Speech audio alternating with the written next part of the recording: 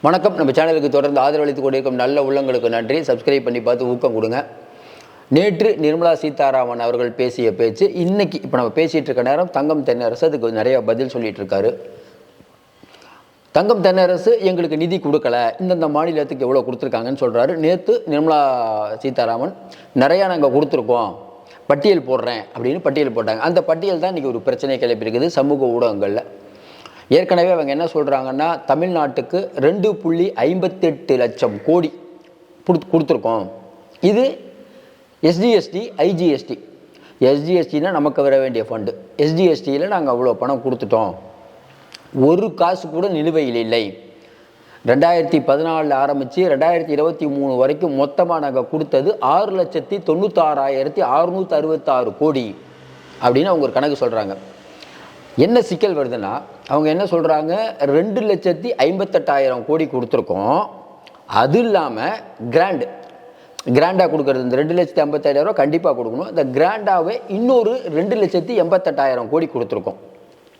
அது பார்த்தீங்கன்னா கிட்டத்தட்ட ஒரு 5 லட்சம் வருது. அதற்கப்புறம் பார்த்தீங்கன்னா இந்த கோவிட் காலத்தில் 6,412 கோடி உட்கட்டமைப்பை மேம்படுத்துவதற்கு. ஏன்னா அந்த சமயத்தில் வரி நிறையா வரல, அதனால் எல்லா மாநிலங்களுக்கும் கொடுத்தோம் அப்படின்னு அவங்க ஒரு கணக்கு சொல்லிட்டு பாருங்கள். இந்த பெரம்பூரில் மெட்ரோ அதாவது மெட்ரோனா நம்ம வந்தே பாரத் ரயில் இந்தியா முழுக்க போகுது. அதன் தயாரிப்பை நாங்கள் பெரம்பூரில் தான் கொடுத்துருக்கோம். 4 வந்தே பாரத் ட்ரெயின் அதனால தான் தமிழ்நாட்டுக்கு கொடுத்துருக்கோம். மெட்ரோ பணிகளுக்கு இவ்வளோ நாங்கள் ஒதுக்கியிருக்கோம். நிறைய விஷயம் சொல்கிறாங்க அவங்க. இதில் கணக்கு கூட்டி பார்த்தீங்கன்னா அவங்க சொல்கிற வீடியோலேயே, சென்னையில் நடந்த நிகழ்ச்சியில் அவங்க சொல்கிற வீடியோலேயே அவங்க சொன்ன கணக்கு 2.58 லட்சம் கோடி, 2.88 லட்சம் கோடி, அப்புறம் கொரோனா காலத்தில் ஒரு 6,412 கோடி சொல்லிட்டு அவங்க என்ன சொல்கிறாங்க, எல்லாம் சேர்த்து 6,96,666 கோடி, 6,96ன்னு வச்சுக்கோங்களேன் அப்படின்னு சொல்கிறாங்க. ஆனால் மொத்தமாக நீங்கள் கணக்கு போட்டு பார்த்தீங்கன்னா 5,54 தான் வருது. 1,45,000 கோடி எங்கேன்னு இன்றைக்கி சமூக ஊடகங்களில் கேட்குறாங்க. உங்கள் அப்பா வீட்டு காசுன்னு போய் 1,44,000 கோடி எங்கே? கணக்குலேயே வீக்காக இருக்கக்கூடிய நிர்மலா சீதாராமன் சொல்கிறது கணக்கில் மிஸ்டேக்கா, இல்லை அந்த 40 எங்கே போச்சு, யார் பணத்துக்கு போச்சு அப்படின்னு இப்போ நிறைய பேர் கேள்வி எழுப்பிட்டுருக்காங்க. இது ஒரு புறம். இன்னொரு புறம் தங்கம் தென்னரசு சொன்ன வார்த்தை இன்றைக்கி சொல்கிறாரு, இங்கே மெட்ரோவுக்கு பணம் கொடுத்தோங்கிறாங்க. மெட்ரோவுக்கு 2ஆம் கட்ட பணிகளுக்கு தமிழ்நாட்டுக்கு அவர் கொடுத்த அமௌண்ட்டு 3,500 கோடி. இதான் கவனமாக பார்க்கணும், 3,500 கோடி. உத்தரப்பிரதேசத்தில் அவங்க கொடுத்த பணம் 16,000 கோடி. மகாராஷ்டிராவில் கொடுத்தது 14,000 கோடி. மேற்கு வங்காளத்தில் கொடுத்தது 12,000 கோடி. குஜராத்தில் கொடுத்தது 13,000 கோடி. நீங்கள் கொஞ்சம் நல்லா யோசனை பாருங்கள், நியாயமாக பேசுங்க. மறுபடியும் நம்ம சொல்கிறோம், தங்கம் தென்னரசு தப்புன்னா உடனே சொல்லுங்கள். ஆனால் தங்கம் தென்னரசு சொல்கிறது தப்பாக இருக்க வாய்ப்பு இல்லை. ஏன்னா நேற்று நிர்மலா சீதாராமன் சொன்ன உடனே அவர் இன்றைக்கி சொல்கிறார், கொடுத்தேங்கிறீங்களே, எங்கே கொடுத்தீங்க? இப்போ நான் சொல்கிற எல்லா மாநிலங்களும் நீங்கள் அங்கே இருக்கக்கூடிய இந்தி பெல்ட் மாநிலங்கள், வடக்கு தெற்குன்னு பிரித்து பேசக்கூடாது. ஆனால் இவங்க பண்ணுறதெல்லாம் பார்த்தா இந்த கணக்கு என்ன, மெட்ரோவுக்கு ஏன் இங்கே 3,500 கோடி மட்டும் ஒதுக்குறீங்க, அங்கே ஏன் 16,000 கோடி, அப்படி என்ன சிறப்பு? அப்புறம் ரொம்ப தெளிவாக அவர் சொல்கிறாரு, ₹1 நம்ம கொடுத்தா, மத்திய அரசுக்கு நம்ம ₹1 கொடுத்தா 29 காசு தான் நமக்கு திரும்பி வருது.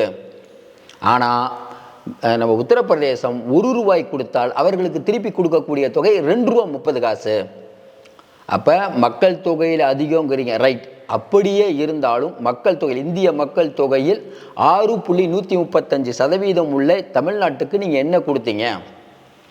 மெட்ரோ பணிகளுக்கு கொடுக்கல. வெள்ள நிவாரணம் இங்கே தான் குறிப்பிடணும். குஜராத்தில் வெள்ளம் அந்த பாதிப்பு நடந்தபோது அன்றே பார்வையிட்டு அன்றே பணத்தை கொடுத்த மோடி அவர்கள் ரொம்ப வருத்தமாக இருக்குது, இது வரைக்கும் 1 பைசா கொடுக்கல. கேட்டால் இவர் நம்ம அண்ணாமலை சொல்கிறாரு பணத்தை கொடுத்துட்டோங்கிறாரு, திமுக கொடுக்கல அப்படிங்கிறாங்க. யார் சொல்கிறது உண்மை நமக்கு ஒன்றும் புரியல. திமுக இன்றைக்கி தங்கம் தென்னரசு சொல்ல 6,000 ரூபா நாங்கள் தான் கொடுத்தோம், இப்போ பொங்கல் தொகுப்புக்கு 1,000 ரூபா நாங்கள் தான் கொடுக்குறோம், எங்ககிட்ட இருக்க பணத்தெல்லாம் கொடுக்குறோம்.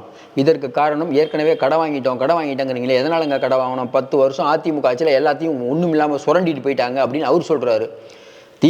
அதிமுக சுரண்டலுங்குது, திமுக சுரண்டலுங்குது. இவங்க 2 பேரும் சுரண்டல்னு மத்திய அரசு சொல்லுது. இப்போ யார் தான் நாங்கள் நம்புறது? புதுசாக யாராவது கட்சி ஆரம்பித்து அவங்களுக்கு தான் ஓட்டு போடணும், வேறு என்ன பண்ண முடியும் நம்மளால்? இப்படி மாற்றி மாற்றி ரெண்டு பேரும், அதாவது உயர்ந்த பதவியில் இருக்க உயர்ந்த பதவியில் இருக்கக்கூடிய தங்கம் தென்னரசு சொல்கிறது உண்மையா, உயர்ந்த பதவியில் இருக்கக்கூடிய நிர்மலா சீதாராமன் சொல்கிறது உண்மையா? ரெண்டு பேரில் யாரோ ஒருத்தர் பொய் சொல்கிறாங்கல்ல, யார் உண்மை யார் பொய்? இது யாருங்க கேட்குறது? இதை நம்ம என்ன கேட்குறோம்னா, நிர்மலா சீதாராமன் சொல்கிறாங்க எஸ்ஜிஎஸ்டி ஐஜிஎஸ்டி ரொம்ப விளக்கமாக அவங்க சொல்கிறாங்க, அதுலேயே 1.40 கம்மியாகுது எப்படின்னு நம்ம கேட்குறோம். இப்போ தங்கம் தென்னரசு சரியாக சொல்கிறாரா, நிர்மலா சீதாராமன் சரியாக சொல்கிறாரா? நிர்மலா சீதாராமன் சொல்கிறது தவறுங்கிறதே தெரியுது. 1.40 எங்கே அந்த பணம்? 1,40,000 கோடி எங்கே? ஏற்கனவே சிஏஜி அறிக்கையில் நிறைய நீங்கள் ஊழல் பண்ணிட்டீங்க, துவாரகா சாலையில் ஊழல், அந்த ஊழல் இந்த ஊழல் உங்களை பற்றி வருதுங்கும் போது உங்களை பற்றி நாங்கள் எப்படி நினைக்கிறது? திமுக தான் ரைட்டு திருடுறாங்கன்னு சொல்கிறீங்க. இப்போ நீங்கள் யார்? கேள்வி கேட்பாங்களா கேட்க மாட்டாங்களா? இன்றைக்கி இருக்கக்கூடிய நம்ம இவங்க அவங்கள திட்டுறாங்க, அவங்க இவங்கள திட்டுறாங்க. இப்போ என்ன சொல்ல வரீங்க? மத்திய அரசு கொடுக்காம திமுக கொடுக்குதுன்னு திமுக சொல்லுது. மத்திய அரசுகிட்ட நாங்கள் கேட்டிருக்கோன்னு உதயநிதி சொல்கிறாரு. பிரதமர்கிட்ட கேட்டேன், பிரதமர் சொல்கிறேன்ருக்கார். பிரதமருக்கு எப்போ மூடு வந்து எப்போ பணம் கொடுப்பாரு? அது வரைக்கும் எப்படி மக்கள் அப்படியே அமைதியாக இருக்கணுமா? இப்போ 7ஆம் தேதி இன்னொரு கனமழை வேறு வருதுங்கிறாங்க. இந்த விஷயத்தை பொறுத்த வரைக்கும் இன்றைக்கி நம்ம தங்கம் தென்னரசு சொன்ன வார்த்தை, இங்கே நிதி கொடுத்துருக்காங்க, நமக்கு ஏன் அப்படிங்கிற பெரிய கேள்வி கண்டிப்பாக எழத்தான் செய்யும்.